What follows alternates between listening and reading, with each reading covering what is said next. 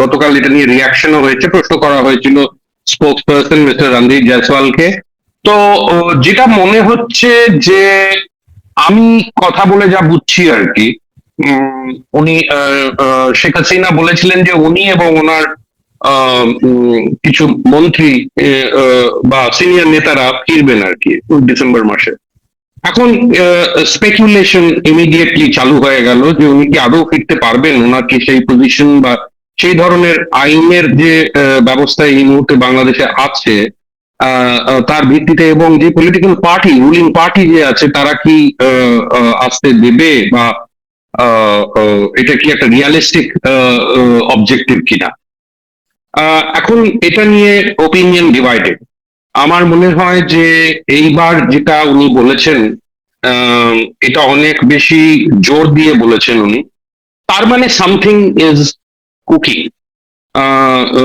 সেটা ultimately realistic একটা জায়গায় যাবে কিনা সেটা বলা মুশকিল, কিন্তু এই মুহূর্তে যা বোঝা যাচ্ছে যে সামথিং ইজ কুকিং। আওয়ামী লীগের অনেক নেতারাই হয়তো জানেন না ডিটেলস, আমরাও জানি না, কিন্তু যেটা বোঝা যাচ্ছে উনি জোর দিয়ে বলছেন, তাতে বোঝা যাচ্ছে যে উনি হয়তো একটা অ্যাটেম্প্ট নিতে পারেন। এখন সেই অ্যাটেম্পটা ফ্রুটফুল হবে কিনা সেটা আমাদের আগামী কিছু মাসে দেখতে হবে। সার্টেনলি আগামী 1.5 থেকে 2 মাসের মধ্যে তো বোঝাই যাবে অনেকখানি। বাট এটার একটা ইমপ্লিকেশন আছে, এটার একটা সাইড আছে, যে উনি এত বড় একটা জোর দিয়ে বলবেন, আর সেটা ভারত সরকার আহ, উম, জানবে না, বা ভারত সরকারকে আলাদা রেখে বলা হবে, সেটাও একটু বিশ্বাসের বাইরে। উনি আফটার অল এখানে আহ, উম, ভারতে গেস্ট হিসেবে আছেন, আনডিসক্লোজ লোকেশনে আছেন। whereas এইটুকু বোঝা যাচ্ছে যে উনি কিন্তু রেগুলারলি আওয়ামী লীগের নেতাদের সঙ্গে এবং অন্যান্য যারা ইনফ্লুয়েন্সিয়াল কর্মীরা আছেন তাদের সঙ্গে কিন্তু উনি রেগুলারলি যোগাযোগ রাখছেন। আমরা জানি যে ওনার এই বক্তব্যটার পরের দিন উনি কয়েকজন বাংলাদেশি নাগরিকদের সঙ্গে দেখা করেছিলেন দিল্লিতেই। তারা নানান দেশের, অন্যান্য দেশ থেকে যারা যেখানে আছেন সেখান থেকে এখানে জড়ো হয়েছিলেন, উনি দেখা করেছেন।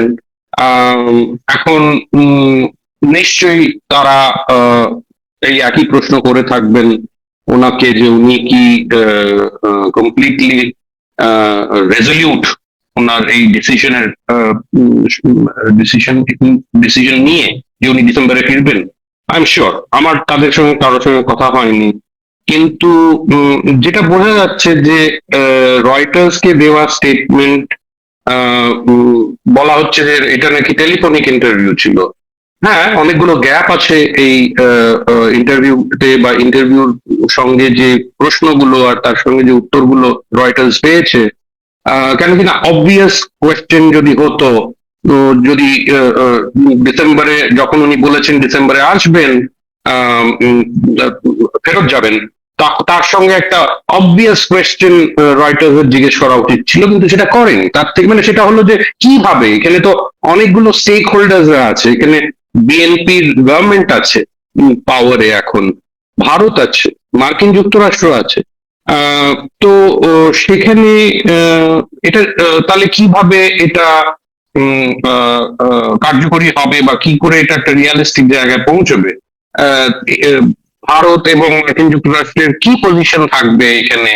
তো এই জিনিসগুলো অত্যন্ত জটিল, অলদো এগুলো সার্টেনলি ইন্টারেস্টিং, যে এখানে যদি ভারতের মাটির থেকে উনি এটা বলছেন, আর ভারতের সরকার রিয়াক্ট করেছে, কি রিয়াক্ট করেছে সেটা আমরা একটু পরেই আসবো। কিন্তু যেটা বোঝা যাচ্ছে যে দের ইজ সামথিং অ্যাফুট, কিছু একটা জায়গায় হয়তো যাচ্ছে, সেটা ডিটেলস আমরা জানি না, বাট উই ক্যান সেন্স যে একটা হয়তো সিচুয়েশন এমন তৈরি হতে পারে বাংলাদেশে, যেটাকে কেন্দ্র করে ওনার যাওয়াটা উনি অ্যাটলিস্ট একটা অ্যাটেম্প্ট নেবেন। এখন সেটা কিভাবে উনি আসবেন, স্থলপথে যাবেন না বাই এয়ার যাবেন? উনি তো এসেছিলেন দিল্লিতে বাই এয়ার। বাংলাদেশ সরকারেরই একটা C-130 এয়ারক্রাফটে উনি এসেছিলেন। এখন ভারতীয় কোনো প্লেন ইউজ হবে কি ওনাকে ফেরত যেতে, নাকি বাংলাদেশের প্লেন আসবে ওনাকে ফেরত নিয়ে যেতে, সেটা আমাদের দেখতে হবে। পলিটিক্যাল পলিটিক্যালি বিএনপি রিয়াক্ট করেছে। আপনি একটু আগে বললেন আইনমন্ত্রী এটা নিয়ে রিয়াক্ট করেছেন। উনি বলেছেন যে উনি যদি আসেন তাকে তাহলে অ্যারেস্ট করা হবে এবং তার যে পেন্ডিং রায় আছে আইসিটির, সেটা বাংলাদেশের সেটা কার্যকর করা হবে আর কি, ইমপ্লিমেন্ট করা হবে।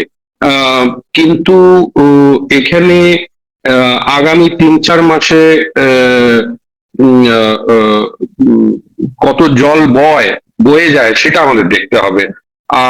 সেটা আমরা এখনই কিছু বলতে পারবো না, কেন কিনা এই জিনিসটা যদি কেউ জেনে থাকে এটা শুধু শেখ হাসিনাই জানবেন যে উনি সত্যি কি ডিসেম্বরে ফিরবেন কিনা। উনি যখন বলেছেন তার মানে উনি এটা চেষ্টা করবেন এটাকে একটা রিয়েলিস্টিক জায়গায় নিয়ে যাওয়ার জন্য। এখন we have to just wait and watch যে এটা আগামী দিনগুলোতে কিভাবে আনফোল্ড করে। এর সঙ্গে জড়িত হচ্ছে যে গতকাল ministry of external affairs, Indian ministry of external affairs এর যে স্পোকসপারসন মিস্টার রণধীর জয়সওয়াল, ওনাকে প্রশ্ন করা হয়েছিল, আর উনি কিন্তু ওই বলেছেন যে যেই জায়গাতে ভারত ছিল সেই জায়গাতেই কিন্তু এখনো ব্যাপারটা আছে। তার সঙ্গে উনি এক্সট্রাডিশনের কথা বলেছেন, কিন্তু এক্সট্রাডিশনের কথাটা একটা লিগাল ফ্রেমওয়ার্কের মাধ্যমে দেখছে ভারত আর কি। কিন্তু তার প্রথম পার্টটা যেটা ছিল যে the matter stands as it is as earlier, তার মানে এর আগে ভারত বলেছিল, অনেকেরই খেয়াল থাকবে যে আমাদের যে এক্সটার্নাল অ্যাফেয়ার্স মিনিস্টার আছেন এস জয়শঙ্কর, উনি একবার অন রেকর্ড ক্যামেরাতে বলেছিলেন উনি নিজের ইচ্ছায় এসছেন, এখন উনি কবে ফিরবেন সেটা ওনার ইচ্ছায় উনি ফিরতে পারেন। এটা একটা ডিপ্লোম্যাটিক উত্তর দেওয়া হয়েছিল। তার থেকে বোঝা যাচ্ছে যে ভারত হয়তো বাধা না দিতে পারে ওনার বাংলাদেশে ফিরে যাওয়া নিয়ে, কিন্তু এর সঙ্গে কি ধরনের বাইল্যাটারাল রিলেশনশিপটা কত ইম্প্যাক্ট করবে সেটা আমাদের দেখতে হবে। আফটার অল ভারত কিন্তু তারেক রহমান সাহেবের ফেরাটা ওয়েলকাম করেছিলেন। সবার মনে থাকবে যে জয়শঙ্কর সাহেব গিয়েছিলেন ঢাকাতে, ওনাকে যখন উনি যখন ফিরলেন এবং উনি যখন প্রাইম মিনিস্টার হতে যাচ্ছিলেন, তারপরে আমাদের পার্লামেন্টের স্পিকার মিস্টার ওম বিড়লা উনিও গিয়েছিলেন ওনার ফর্মাল সোয়ারিং ইন এর সময়। তো এর থেকে এখন আমাদের দেখতে হবে যে বাংলাদেশের তরফ থেকে কি কোনো এমন স্টেপ নেবে যদি এটা ঘটে, আর তার সঙ্গে বাইল্যাটারাল রিলেশনটা কি এফেক্ট হতে পারে। অলরেডি আমরা দেখছি গত 1-1.5 মাসে যে একটা জায়গায় এসে কিন্তু এই বাইল্যাটারাল রিলেশনশিপটা থেমে গেছে। তারেক রহমান সাহেবের প্রথম বিদেশ সফর ছিল মালয়েশিয়াতে একদিন থাকার পর উনি চায়নায় চলে যান। আর তারপর থেকে কিন্তু ভারতীয় কলামিস্টরাও লিখেছে যে আমাদের যে হাই কমিশনার নতুন ঢাকায় গিয়েছেন মিস্টার দীনেশ ত্রিবেদী, উনি নিজের ফর্মালি তার ক্রেডেনশিয়ালস পেশ করেছেন প্রেসিডেন্ট মোহাম্মদ শাহাবুদ্দিনের কাছে। আর উনি কিন্তু প্রাইম মিনিস্টার তারেক রহমানের সঙ্গে দেখা করার রিকোয়েস্ট অফিসিয়ালি জানানো হয়েছে, সেটা কিন্তু এখন অব্দি কোনো গ্রিন সিগন্যাল দেয়নি প্রাইম মিনিস্টার তারেক রহমানের অফিস থেকে আর কি। তার থেকে বোঝা যাচ্ছে যে there is একটা কোথাও একটা হিচ হয়েছে। সেটা কি তারেক রহমান সাহেবের চায়না যাওয়ার ভিজিটের জন্যে, নাকি আরো অন্যান্য অনেক কিছু ইস্যুস থেকে থাকতে পারে তার জন্য।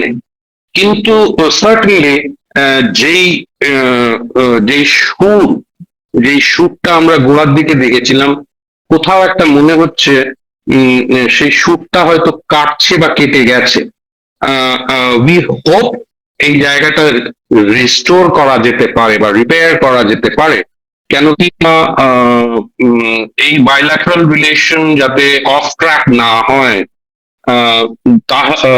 যাতে কি সম্পর্কের মধ্যে কোনো ধরনের টেনশন না ক্রিপিং করে, সেটা আমার মনে হয় দুটো দল হয়তো দেখবে।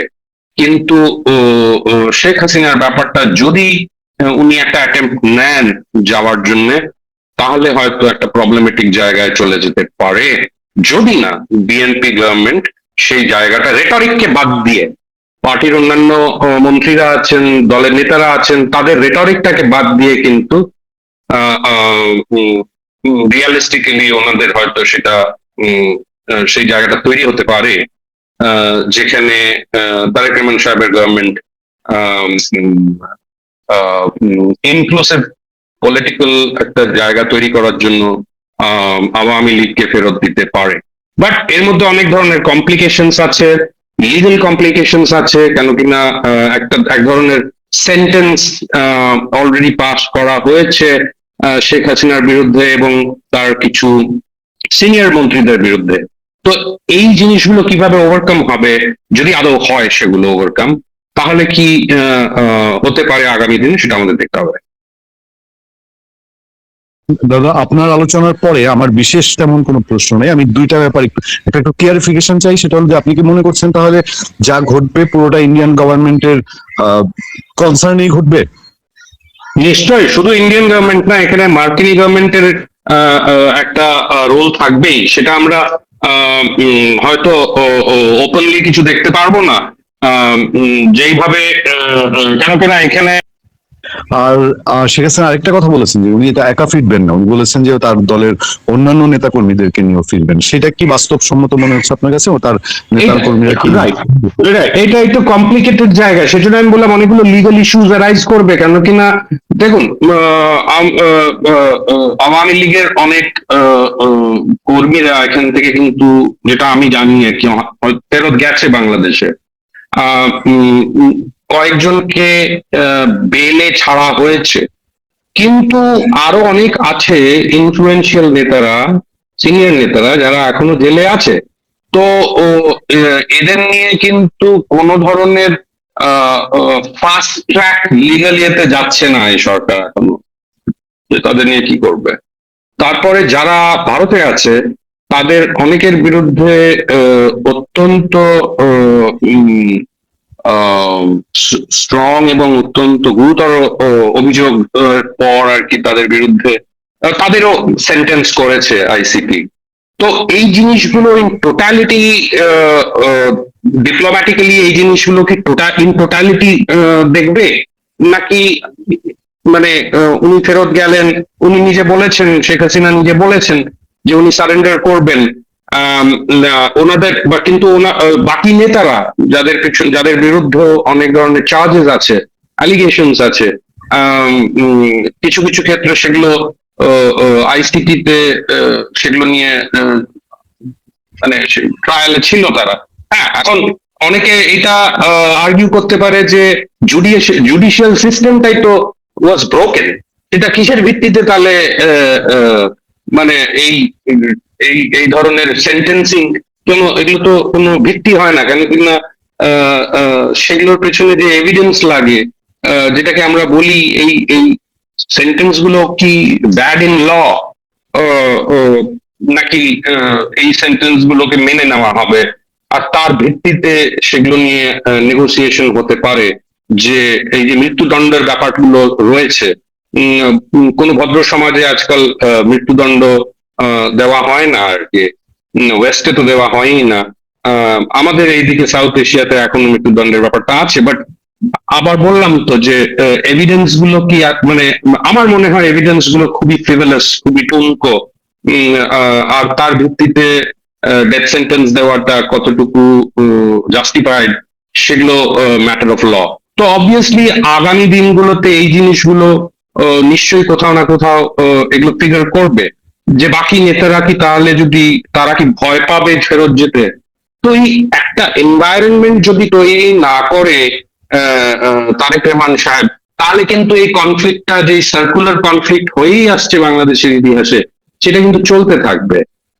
এটা একটা জায়গায় এসে কিন্তু থামা উচিত আমার মনে হয়।